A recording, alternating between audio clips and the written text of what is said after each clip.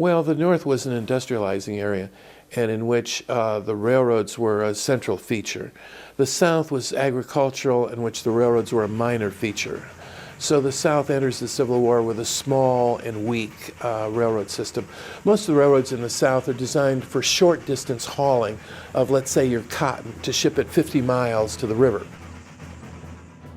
Nevertheless, when the war broke out in 1861, the South, the Confederacy, was well placed to achieve victory. In the beginning, the South had superior leadership, strategy, tactics, and manpower. Victory for the South never meant conquering the North, but inflicting so much pain early on that anti-war sentiment in the northern industrial states would grow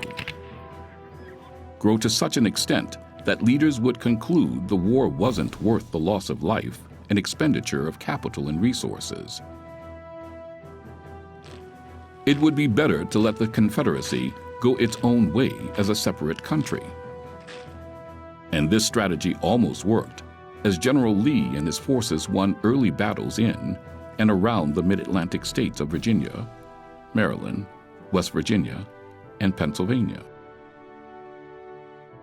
But the tide turned for the Union with the 1862 Union victory at the Battle of Antietam in Maryland, and the capture of Vicksburg, Mississippi, a year later.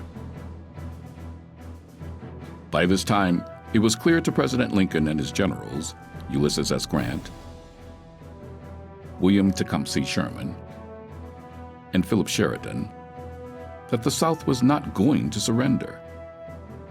The South would have to be conquered and defeated from Virginia to Atlanta, Georgia. With the battlefield now greatly extended geographically, the Civil War became a railroad war. The major role for the railroads is fast shipment of supplies and soldiers.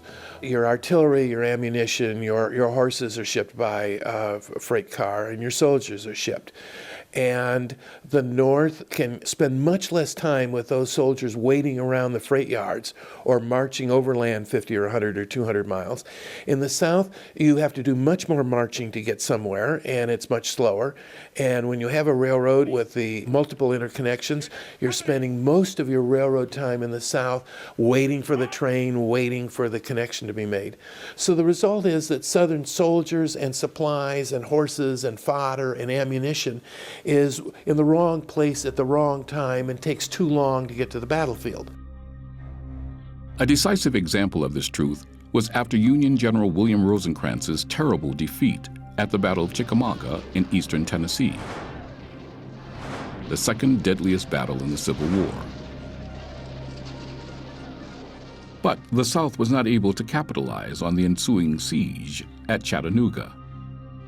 To Lincoln's disbelief, Secretary of War Edwin Stanton assured the president that he could get reinforcements to Chattanooga in 5 days. Reluctantly, Lincoln gave the order.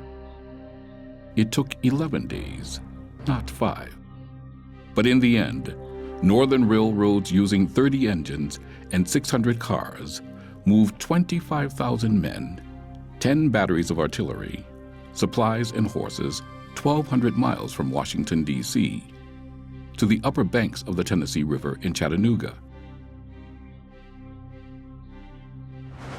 With Chattanooga now in Union hands, Sherman began his devastating march to Atlanta, Georgia.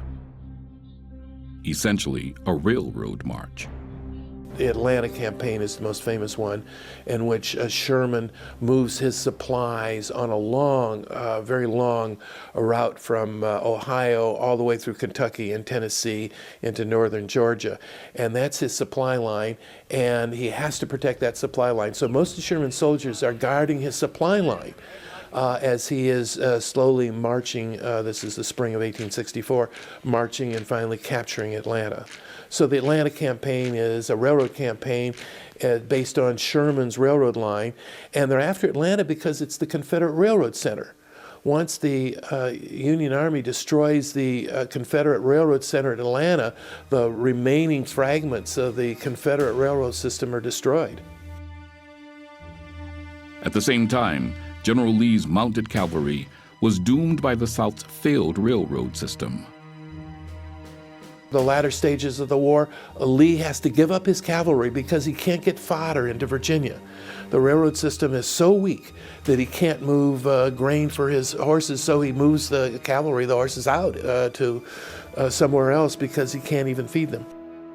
On April 9, 1865, Lee surrendered at Appomattox. The war was over, and the North could hardly wait to get back on track with the next railroad boom and completing Lincoln's vision of a capitalistic, industrialized America.